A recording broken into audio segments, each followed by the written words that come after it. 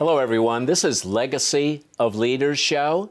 I'm your host, Jon Heymann. I'm excited to be here today because I have a Navy guy with me. My whole family is Navy, so I'm very proud to be interviewing Keith Green. He's sitting to my right. A wonderful man, has published a book back in 2017, has now been picked up by a huge publisher, and he's excited to share about his book. Keith, tell us a little bit about your Navy background. Well, thank you. I go by Reuben Keith Green in the publishing world, but I joined the Navy in 1975 as a high school dropout, and my goal was to become a naval officer. And at about the 9.5-year point, I'd completed my bachelor's degree in my spare time and applied for OCS and got selected. After going to officer candidate school, I became a surface warfare officer, and I did 4 back-to-back sea tours, 1 as a division officer and 3 as a department head. Actually 4 as a department head, and my final tour was on shore duty at NAS Jacksonville, running the telephone office, base telephone office, and the facilities department. I ran two departments, but only got 1 paycheck. So you were climbing up the ranks as a minority officer, which is pretty rare, as you have written. Am I correct? That is correct. When I joined the Navy, the black officer percentage was 0.5% in 1975. When I got commissioned in 1984, it had climbed to 3.5%. Right now, it's about 6%. So it's been a slow climb to get more minorities into the officer ranks in the Navy. Yeah, and that 6% does not reflect the percentage of African Americans in the population of the United States, so it's clearly very low. Demographically speaking, it should be about double that. Yeah, easily double that. So tell us about your book. I know you have the cover here, so if you want to show that, and then tell us about the book, why you wrote it, and how well it's doing. What is the main points? Well, I self-published my book, Black Officer, White Navy, in 2017. And it got off to a slow start. The title was off-putting to some people. They didn't understand that I took the title from a book called Black Sailor, White Navy, which was written about the period immediately before when I served. And my father happened to serve in that Navy. So I took my title from that.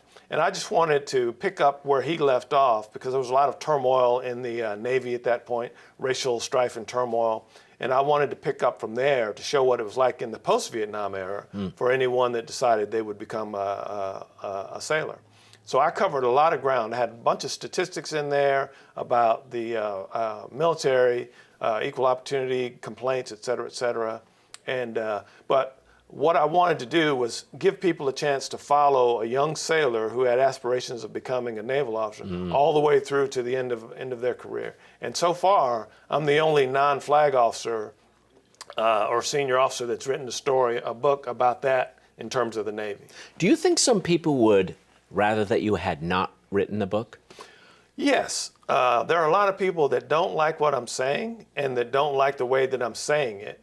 But what they can't do is say that I'm wrong. I've had the Department of Defense come back and substantiate claims that I made about disparities in racial justice in the military justice system.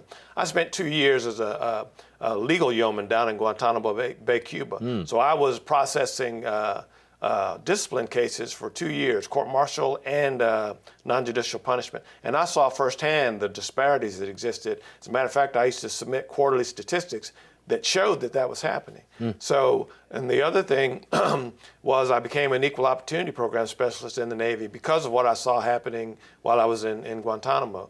But no one has proven that the allegations and the assertions that I've made are incorrect. Quite the opposite. The Department of Defense and Inspector General just issued a report, DOD 2023-073, which substantiates the fact that the military's equal opportunity complaint system is ineffective and not properly being administered. And they've issued recommendations on how to fix that.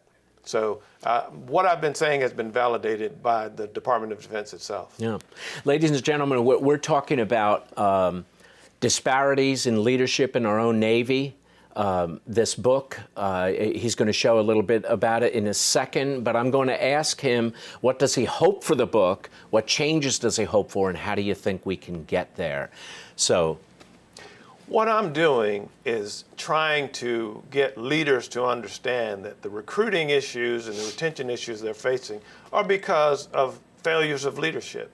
When the Department of Defense and the Navy isn't following their own instructions, that's a failure of leadership. Yeah. The Secretary of the Navy a few years back said that one of the critical problems in the Navy was failure of leadership. That's not coming from me. That's coming from the guy that was being selected for the Secretary of the Navy.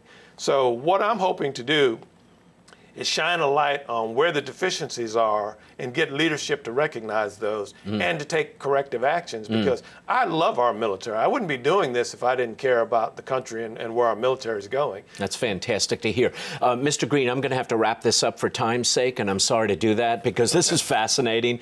Please share the name of your book again, how people can get it, when it's going to be released. Go ahead. Okay.